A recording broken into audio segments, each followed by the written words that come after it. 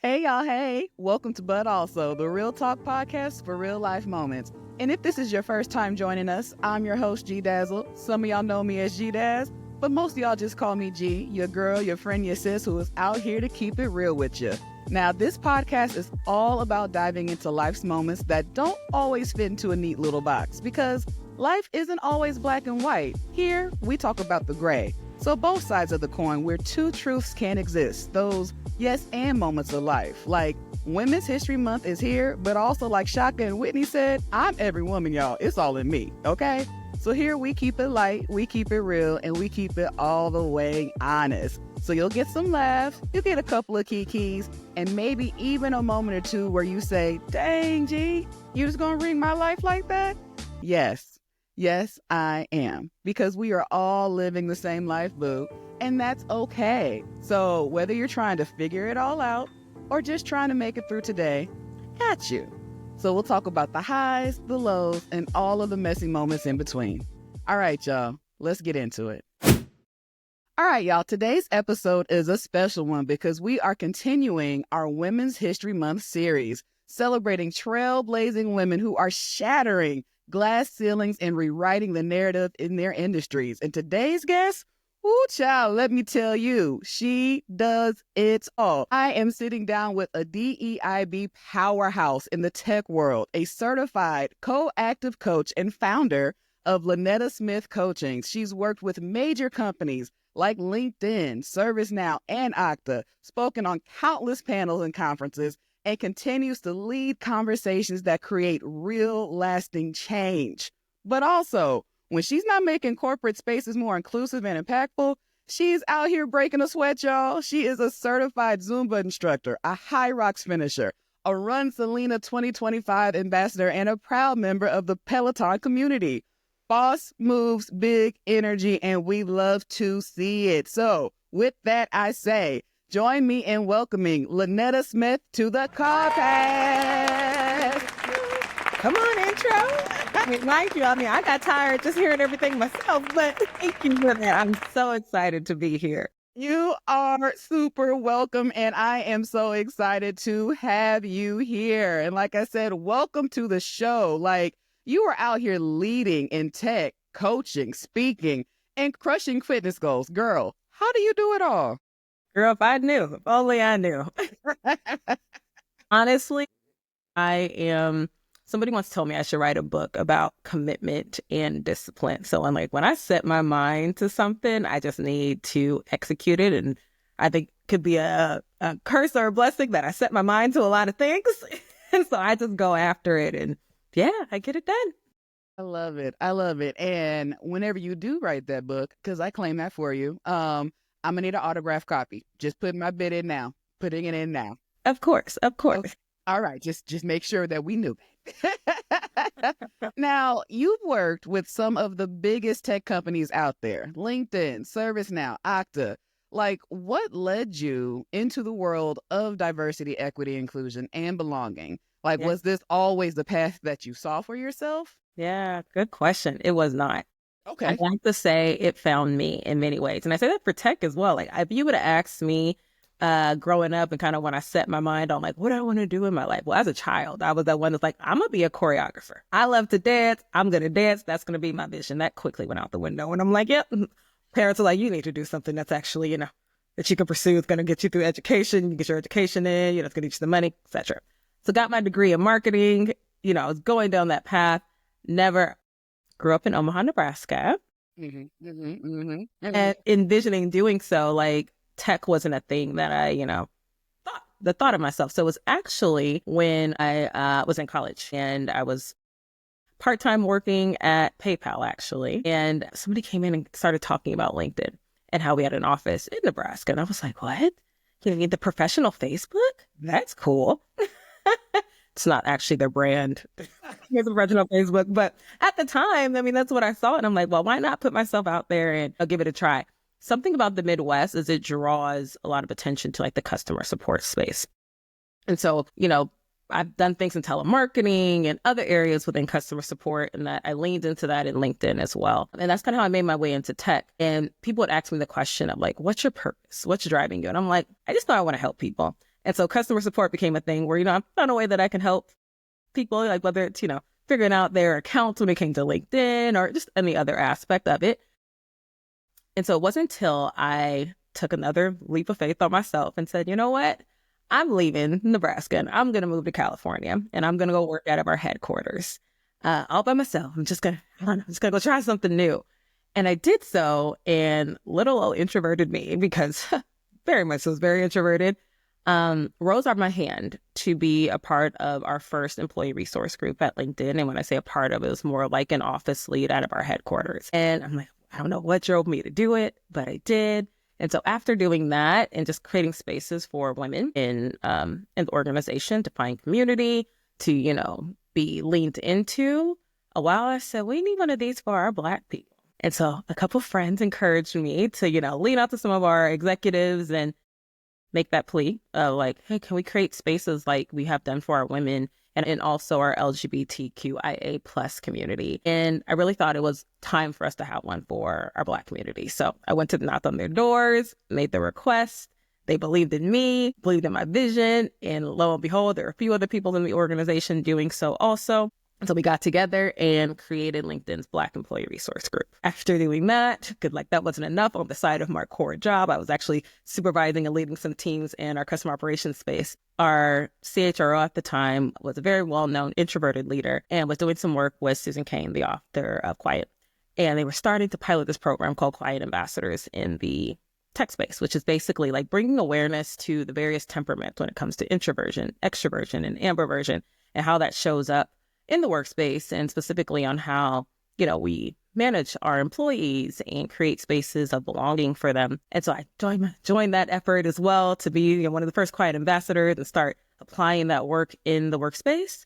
And from there, I just kept doing tons of stuff. So it's actually one of my managers who I adore so much for seeing that in me. We're having a conversation about where I want my career to go. Where's transformation like? What I want to do. And in my mind, it's like, I'm going to keep climbing this ladder because that's what we're taught. Like, I'm climbing this corporate ladder. I'm going to start managing people and I'm just going to keep growing. And it's like, that's great. And I will support you in that. However, you're doing a lot in the DEI space. Have you ever considered that for, a career? And I'm like, I had it. It's a passion project for me. I enjoy it, but I hadn't thought about it for an actual career of mine. And again, leaders believing in me took a leap of faith and created a rotation for me to step out of my leadership role on our customer operations space and take about 6 months to lean into our DEI space and work on our team that was newly formed. And I did so. And once I was there, I knew there was no going back. I knew this was my calling. It was my purpose. Like I said, I knew I always wanted to help people. I didn't know exactly how, but I learned that I knew I wanted to be in a corporate space and this was it for me. And so I did the rotation. And when it was time for that to be up, it was like coming back into your role as leader in corporate customer operations space. We want to send you to Dublin, Ireland to go manage managers. Remember what I said I thought I was going to do? Continue to climb that ladder. And so I had a hard decision to make of, am I going to lean into that opportunity or take a bet on myself and sit where I think my purpose and my calling is? And that's what I did. And so did I envision this for myself? Not at all. I just always knew that I wanted to do something that gives back, that is impactful, that's going to make lasting change for those that are, in the spaces already and those to come. So they kind of found me. I love that. And that's so inspiring. I love that so much, especially. And shout out to those leaders who believed in you and gave you that little nudge. I think that's so important in the workforce and just in general, being surrounded by people who do believe in you and they're able to sometimes see those little bright lights or glimmers within you that we don't always see. And so kudos, shout out to them. Shout out to them. I love it. Girl, see, look, I knew this is why I brought you on. So, and now, and like what you said already, you're out here helping companies create real meaningful change. So just kind of thinking about your experience thus far, what has been one of the most rewarding moments in your career so far? That's a tough one. There's been so many. I won't give you one unique moment, but I'll give you, I think the moment that touches me most is, when I'm working in these spaces or, speaking to various people in the organization.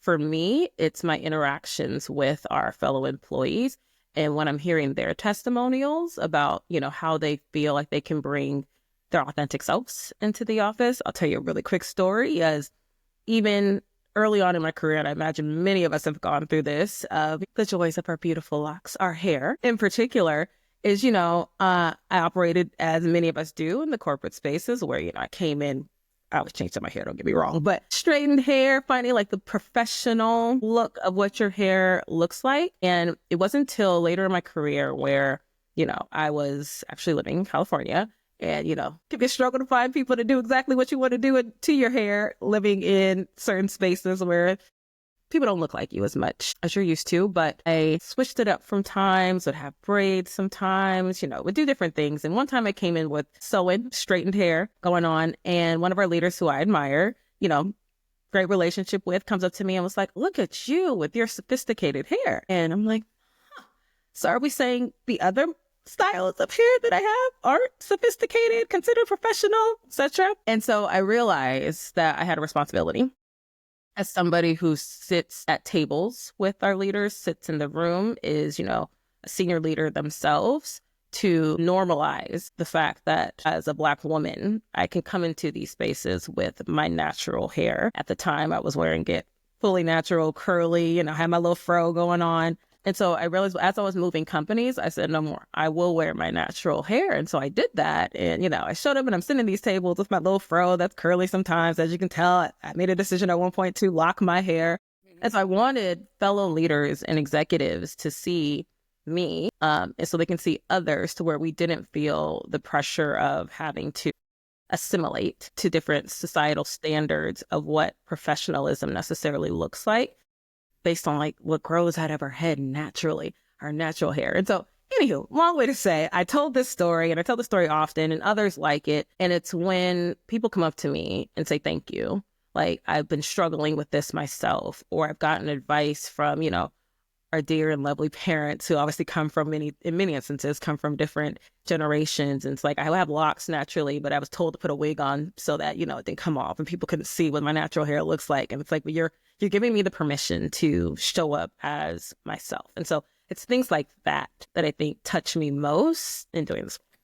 Yes. And I love that you mentioned that, especially as a lock girly. And y'all, I just had to take a beat here. We're both Nebraska girlies and both made that transition to California. So I definitely understand the struggle of the hair, but also just in general in a corporate environment. As Black women, we go through that so much, where if I wear my hair as a loose natural or with locks, and to others that may be perceived as unkept, or like you said, I'm not professional, or it lessens what my knowledge or my competence is because of how it may look, where my counterparts or coworkers may look like they just rolled out of bed and there's no judgment with them at all. And it just also reminds me, like, as women and even as Black women, where we have to do twice as much, do twice and be twice as hard and just do all of these things twice over just for that acceptance. So thank you so much for your standing on business. Yeah. On standing on business with your hair, because representation matters. It matters. And I need to see women or faces that look like mine, or characteristics and features that resemble me, because that lets me know that, hey, I see me in you, you see me in yourself.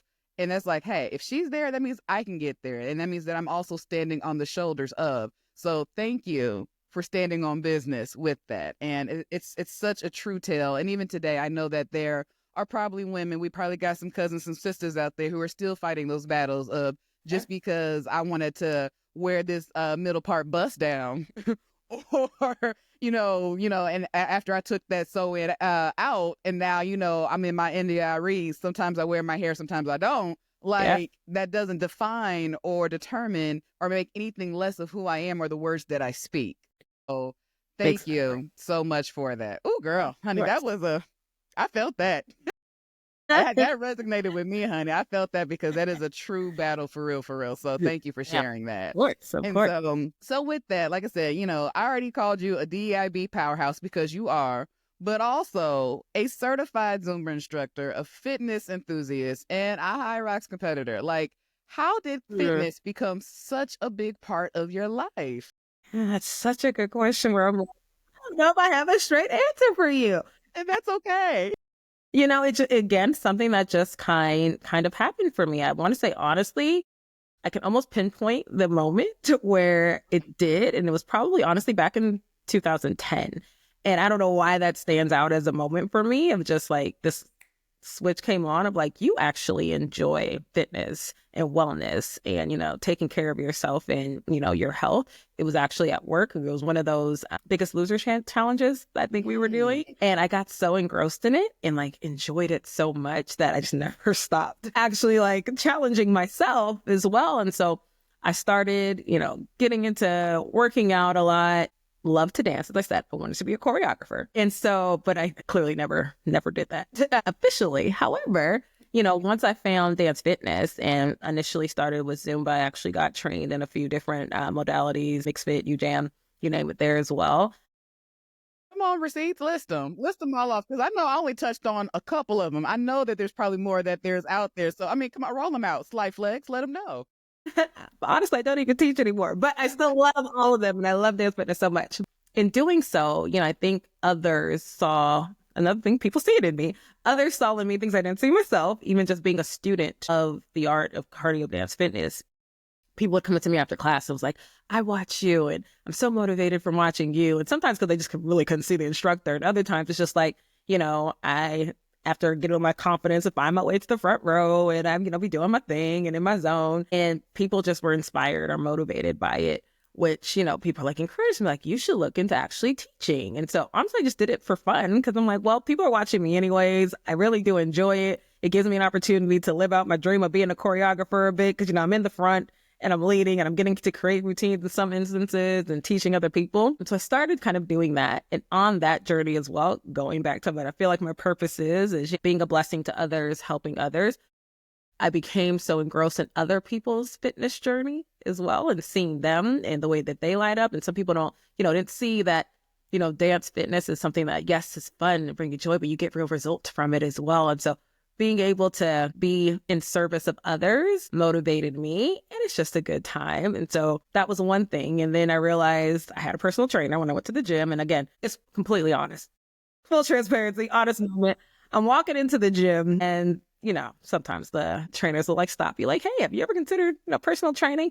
I had no desire to do personal training. I just couldn't tell this gentleman no. So, but sure, best decision I've ever made because obviously, like I said, I was already into dance fitness. I was kind of doing myself working out, but I feel like my trainer brought so much out of me that I never thought that I could possibly do myself. I started lifting weights that I was like, who would ever thought that I would ever be able to like deadlift 300 pounds or, squatting 300 pounds, things along those sorts. Flex on them. Flex on them.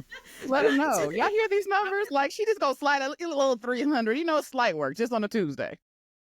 Not intentional flexes, I promise. But again, it's just like sometimes we don't see what we're fully capable of and others do. And I'm noticing as I'm speaking today that that's becoming in so many points throughout my life. It's where others have seen things in me that I haven't seen in myself and pushed me in ways to get there. And it became almost, I want to say self-competition in many ways where it's like, oh, you can do this and you could probably do more. And so I just continuously kept doing that with myself. Like I'm actually not motivated by competition with others. I'm more motivated with competition with myself. So I think by lifting and doing a lot of that, like fitness things and testing my own strength, just continuously keeps motivating me. So from that first moment with my personal trainer and me just seeing what I'm capable of, it almost sits in the back of my head when I've done hard things and I go to do something else that's hard. It's like, you've done something harder. You've done something harder. So then I basically started making a yearly challenge for myself.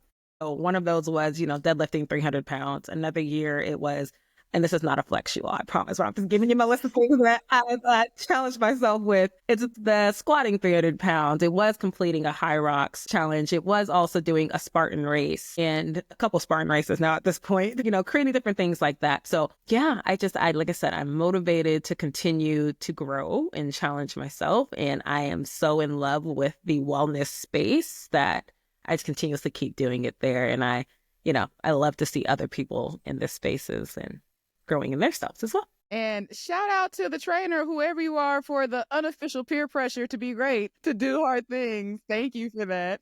I've had a few great trainers. So if you're watching, it's you that I'm talking about. Yes, yes. No, I love it and I'm so here for it. And I always consider myself like a pseudo fitness girly, Sure. in my fitness and health journey as well. So, and I think I totally agree with you with what you said in terms of competing and just competition, because at the end of the day, it's your body, your temple, and you're not in competition with anybody outside of yourself.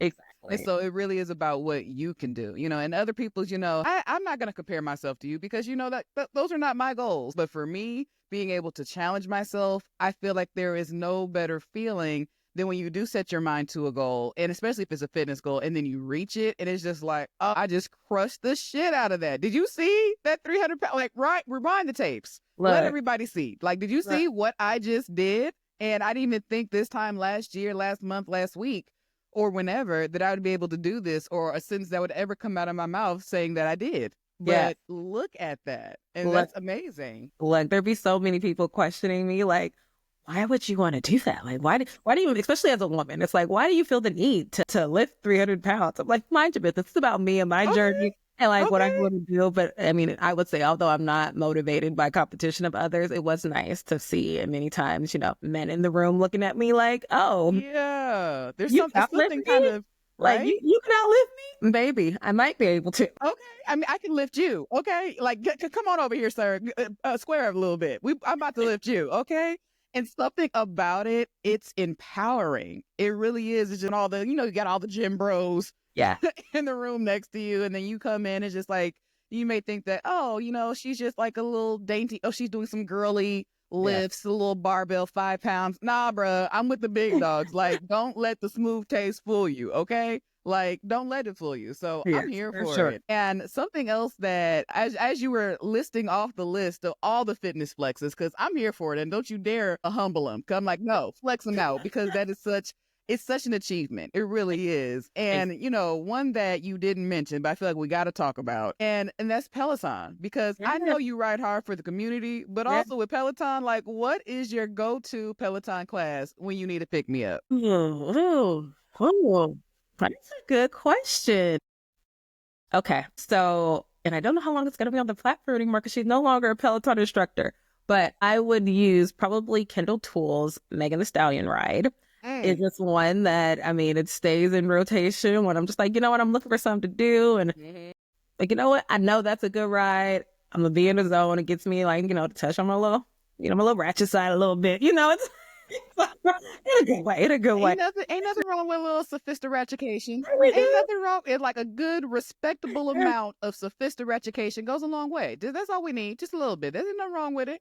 Exactly. So I love that. I'll always go to her ride for that one in particular. But I have to say some honorable mentions is Okay. pretty much any one of Alex Toussaint's ride is probably going to get me going, get me through whatever I'm going through, or like just needing to zone out and get into a mode of fitness. But I will say I've also moved from the bike and ways to the treadmill. And so Marcel on the treadmill, she just she gets me. She doesn't know me, but she gets me. And so any of her classes will do it for me. Marcel, if you're listening, thank you for getting her, because she feels God. And so we appreciate you. So I feel seen. shout out to Marcel for getting her and for letting Lynnetta feel seen. Thank you for getting her. No, and with the Peloton community, it's just like, it's real. Like, y'all some little Peloton thugs out here. Like, and it wasn't until I kind of got into fitness a little bit more myself till I realized that. But once you are in a community of kind of like those like-minded individuals, especially with fitness, and we're all crushing our goals, it's like a camaraderie. Like, I'm supporting you, I'm cheering you on, because we know how much hard work, time, dedication, commitment it takes. Because also, it's not always easy. It's not always a feeling where I just feel like I just want to work out today. There's some days where it's just like, I know if I don't work out today, I'm going to be mad at myself, but also I don't feel like working out today. Yeah. Or, or if it's ladies week, I may not have the strength to work out as much or go as hard as I want to. So still being able to have that type of dedication and that mental strength. Nope, that's not the word. But that dedication, commitment to want to do it. Like, I commend you. I commend you on it. So kudos to you. And girl, you said treadmill. Oh, honey. Look, Look, Gotta love hate with the treadmill. I'm probably more of an outside walker than an inside walker. I'll say that. I get that, and I would be remiss if I got on here and I did talk. I swear, I don't know where I find time to do a lot of the things that I do.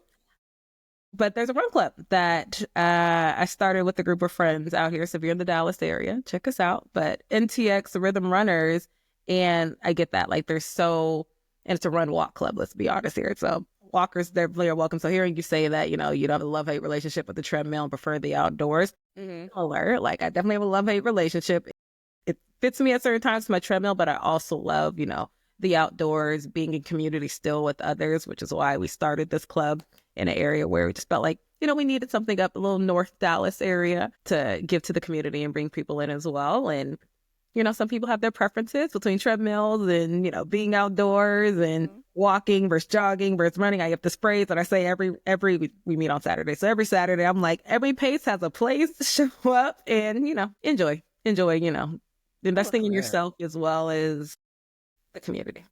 I love that. Come on, place and pace. That's a good one. We'll keep on saying that. And I'm actually going to have you repeat that again for those that are in the North Dallas area. Do you guys have socials if people are wanting to meet up and be like, you know what, I want to be in the pace and place, and I want to be in the place and pace. I probably said that backwards, but I want to go too. Where can they find you guys? What are the deets? Where do you meet? Yeah, so we are the NTX Rhythm Runners, and we are on Instagram under NTX Rhythm Runners as well as Facebook. So check us out, find us there. We today meet every Saturday, usually if you're familiar with areas, the Union Park community as well. But we are getting ready to add a weekly run as well during the week. So check out our socials to follow us to figure out when we're going to drop that announcement, and come check us out.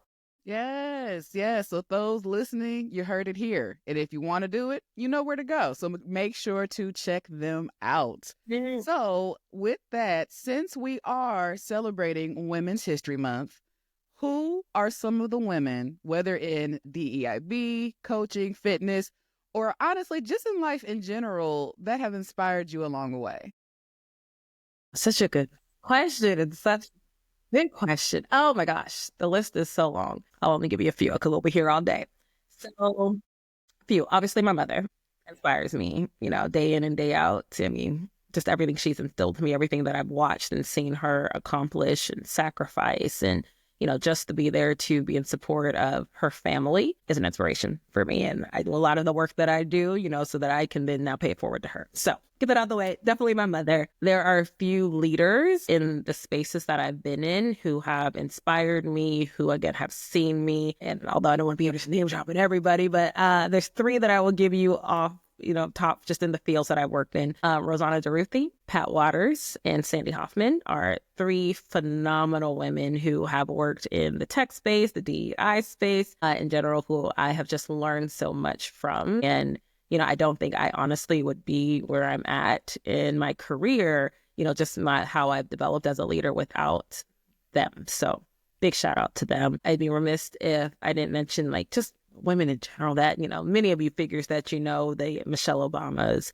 Issa Rae, just people trailblazing and making a way for not just Black women, but Black folks in general, inspire me day in and day out. And just people, again, the list is endless. The list can go on. I can't even choose. There's so many people, but those well, like I said, the starter list was great. And, that's facts. Just to know that we are surrounded by so many inspirational women, and just even those that we see from a distance, where, like you said, some of the celebrities that you named are inspiring. And, I'm such a girl's girl, so I'm all about women uplift. So I'm like, yes, girl, name them all, name them. Say the names, it's okay. But no, even with that, now you, Miss Ma'am, you're an inspiration for so many women looking to break barriers. Just in this conversation alone, girl, I don't know when, do you sleep? Do you rest? I don't know when you find time, because you keep shattering all these glass. Do you have splinters from all the ceilings that you are shattering? Girl. Well, thank you. Yes. And even as we think about that, you are now an inspiration out here. What advice would you give to women who want to either lead in tech or coaching or even fitness, but don't even see enough faces that look like theirs? Yeah. I'd say this. I'd say don't let anybody dim your light, including yourself. imposter syndrome is real. And so Sorry, girl, you sorry, I had to look, child. Look, you almost threw my shoe at you. Yes, yes. Go ahead. it is like, it's so real. And we can sometimes unintentionally or even intentionally dim our own lights or let others do that when, we have aspirations and dreams, or, there's just things within us that we choose to desire and want to achieve, whether that's in tech, whether that's entrepreneurship and coaching, or, wellness, whatever that may be, whatever your goals are, go after them. Just what I learned something a while ago about sometimes we fear failure, and I get it for sure. However, it's like, shoot your shot, basically. Take the risk, fail fast, fail forward, learn from it, and keep going. I mean, there's many ways to get over that fear of, not being able to achieve, and that you don't achieve in a goal, or it doesn't look the way that you may have expected it to when, you set out to do it. Try. There's no harm in trying. So don't dim your own light. Don't let others do it. There's a lot of dropping there. I'm sorry. I'm letting you say a piece of advice. I gave pieces. But, fail fast, fail forward, shoot your shot, basically, whatever that may be, and what your, aspirations and goals are. No, I love it, and I'm here for it, and I support that message. We would talk about the fear of failure, and I'll even go one more, even with the fear of success, because of that, where you may have been surrounded by naysayers or those that may not have the same vision that you may have. And if you share that vision with them, they try to belittle it. And because they did, it then translates to you that, oh, well, if they think that, then maybe I shouldn't. So what if I am successful? Can I handle all that? Or that's too much? Like you said before, do it. And even then, I always say, what's the worst that can happen? If they say no, okay, you're better. You're no different than where you were before. And you can go back to your regularly scheduled program right after that. But what happens if they say yes? It could literally be the day that your life changes and you have no idea. So do we keep sticking with the devil that we know? Or is it, you know what? I'm going to walk through this door because when is this door going to happen again? And who knows, where sometimes literally all it takes for you is just a step and just belief in yourself. And that's all that you need. So I'm thinking that message. Come through with the gems, G Dazzle. You came out with a chest full of gems and jewels. I had to add a couple of pearls myself. Look at us supporting each other. I love it. Yeah, come on now. I'm here for it now. Don't tease me with a good time. Yes. Okay, so for those that are listening, and we have come to the part of the show where we switch it up a little bit and we do a little rapid fire, a little game of this or that. And we're actually going to do a rapid fire tech versus fitness fun type of version. So Miss Lynnetta, are you ready, honey? I don't know. I'm a little nervous. But... Kill me being so nervous. I'm like, y'all. I don't know. It's okay. It's going to be good. It's going to be good. And yes, you have to pick one. But look, it's just a prime example of being nervous and doing it anyway. Let's just go. Like, see, roll with me. All right, let's get into it. Okay, all right. First one. Leading a DEIB training or leading a high energy fitness class. That's just not fair. Fitness. We'll go on a fitness class. She's like, I'm going to stick with this, or I'm going to say it before I change my mind. Literally, it's like, giving it to you, go. Yeah. All right. Got it. Caught it. Okay. All right. So the next one. All right. Conference keynote or fitness competition? Conference keynote. Okay. All right. Switch it up. All right. So most underrated piece of career advice you've ever received?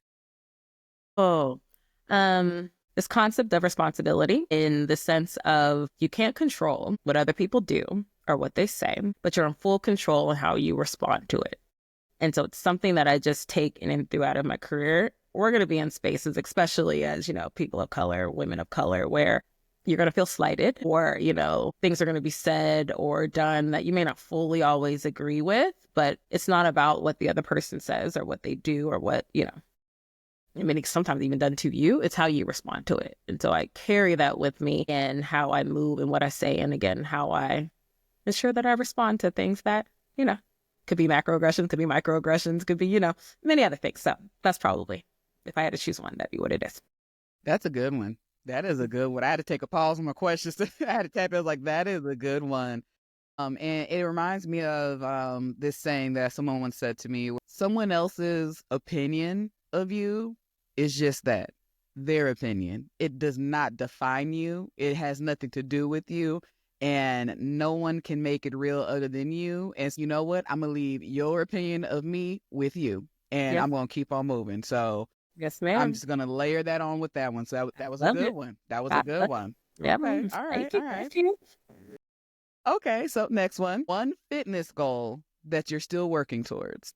Okay, so like I said, I set a yearly one. So this year it is to run or walk the year. And so what that means is I need to put up 2,025 miles this year. Again, could be running, could be walking, but that is this one for 2025. I'm sorry, did you say 1,000? Wait, I just want to make sure I heard it. You want to accomplish a walking of running, continual active walking or running of 2,025 25 miles? You got it. Because in my mind, thinking like, if I'm driving 300 miles, that's a whole nother city. She done said 2,000. Girl, Yeah. okay. And I'll tell Okay. you, I know it's supposed to be fast round of like what kind of motivated that for me is like we kind of mentioned a lot of things. I've done a lot of like really high intensity stuff throughout my fitness journey. And I'm like, you know what? I still love my fitness journey the way that it's been, and I do not regret any of that. But this year I want to be like, can we do some low impact things as well? And not to say running is low impact, because that's why it's a combination of running and walking. Mm-hmm. But I want to also test out, my ability to stay committed, dedicated to doing just that. And so I was like, let's do a walking and running challenge for myself this year as well. And 2025 seemed like a good goal at the beginning of the year. And so that's what we committed to. That's what we're going to do. No, I'm here for it. I'm here for it. And yeah, no, I do not sleep on our walkers, runners, marathoners, cross country trainers at all, because Exactly. it is, to me, that phrase where it's not a sprint, it's a cross country run, but they Yep. don't really talk about what it takes to do that cross country run. That's the part they kind of leave out. And a goal that I have for myself is I wanted to do, as I talked to like the racer marathon queen over here, I wanted to do a 5K. It's something that I had on my radar. I was like, you know what? I'm going to start slowly getting my body ready for it, because once again, as you think about it, running and moving continually at that steady pace, like slow and steady still wins the race. It Sure still does. gets her done, and it's still a workout, and it's continual of your heart just pumping, just getting Look, that good pump going on. So exactly. no, that's not a dig. That's not a small feat at all. Yeah. And best of luck and wishes to Yep. you on it. I already know you're going to, you probably already got 1,000 down already. And we're just in March. Like, that's just how I No. feel. 1,000 miles done. Boom. Hook, line, sinker. Like, she's like, the 2025, that'll be wrapped up by June. Holler at me. Like, that's what I feel and believe. That is a wonderful goal. I love that. I'm going to be cheering you on from the sidelines. From And sidelines, cheering you on, bottles of water, fanny packs, fans, here for it. Thank you. But I love your goal, like running a 5K. Amazing. Thank you. Thank you. Let me know how I can support you in that, because like I said, that is what I'm here to do. Yeah, well, yes, Miss Running Club. I probably will be hitting you up. I'm like, all right, girl, how do I need to be breathing? What do I need to do? Do I need to hold my hands a certain way? Like, because I don't think people always, most people don't know, like, there's certain forms, physical forms that you need in terms of how to run properly or to run in various manners. So like that is something that you have to practice. I'm not just gonna just take off darting right away. I'm like, no, let me like pace myself. Like, let me set myself up for success. So yeah, I'll probably be hitting you up for some running tips. I got you. It's so true. There's so much technique and care you want to take in that. Like, take care of your body. Running can be hard on people's bodies at times too. So doing it the right way, training the right way, having the right supportive shoes, all of that matters. Okay, because look, this grown body of mine, the snapback don't snap back like it used to snap back. It takes a little bit more time. That takes about 3 to 5 business days of recoup and recovery. So I'm like, when did this happen? But there's so true. So true. Yes, very true. Okay, now the last one. Okay. If you could work out with any celebrity, dead or alive, who would it be? Oh my gosh, I have never thought of this. I've never thought about this. Who would it be? That's a good question. I've literally put no thought in this. Who would I work out? Well, good. That's kind of the rapid fire. I mean, it is. It is. I mean, you can at least answer. You know, I've been in a lot of different spaces where people are asking questions. And I'm like, nobody has ever asked me this question. Okay, let me get Coming serious. with them. I'm coming with them. A celebrity dead or alive that I would want to work out with, you know? And I don't even know her workout routine. And I'm debating between two people. I feel the same. I'm going to say, okay. I'll give you both of them and why I'm debating about them, okay? So, give it to me. It's between Angela Bassett and Michelle Obama. Ooh. Hey, you see why I'm struggling here? Yes, as soon as you said Miss Queen Bassett, honey, because look, first of all, and Queen has been serving body yada yada yada for years. And look, I mean, I don't even know her age, but where? Okay, where? Exactly. This is why I'm like, it does not crack. Melanie, look. I'm like, let me just learn a thing or two from your routine. I'm like, I don't even know what your routine is, but I just want to learn a thing or two from you. And Miss Michelle Obama, similarly, like I remember even when I would be in the gym and people come past me, like, oh, look at you, your Michelle Obama arms. So I'm like, oh, thank you. But I'm like, let me continue that. Let me continue that energy. So it's between the two of them. No, I mean, I know that was like a first time answer. It was solid choices, and I support them all. I support them all. That was like between Shells. Sorry, let me put some respect on her name. First Lady, my First Lady, Michelle Obama, getting the arms. And even then when you said Angela Bassett, I was like, who still got them Tina Turner arms? Okay, ain't never left, and they still with us. Like every time I see them, my shoulders go up a little bit. Look, solid.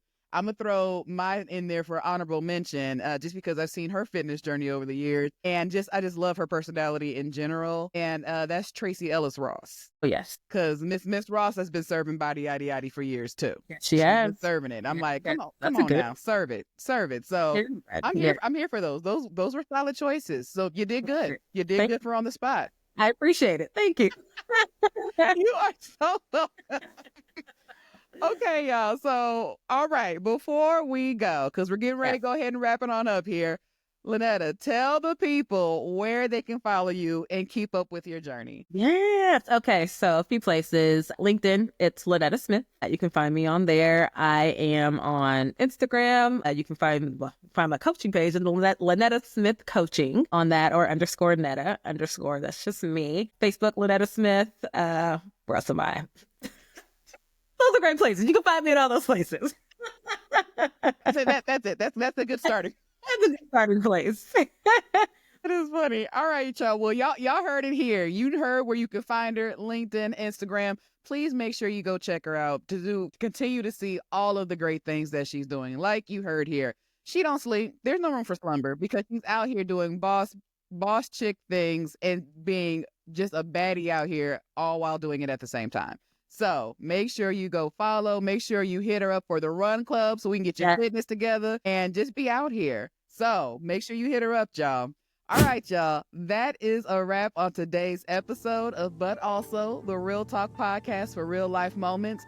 And if you're feeling what you heard, make sure you like, follow, and subscribe on Spotify, Apple Podcasts, and YouTube so you never miss an episode. And while you're at it, share it with your homegirls, share it with your coworkers, and all the boss women in your life. And don't forget to follow us on Instagram and TikTok at @ButAlso_podcast for more real talk, behind the scene moments, and all of the vibes in between. So thanks for kicking it with me. And until next time, keep on keeping on, keep thriving and surviving and embracing all of your moments, the good, the messy, and everything in between. I'll holla.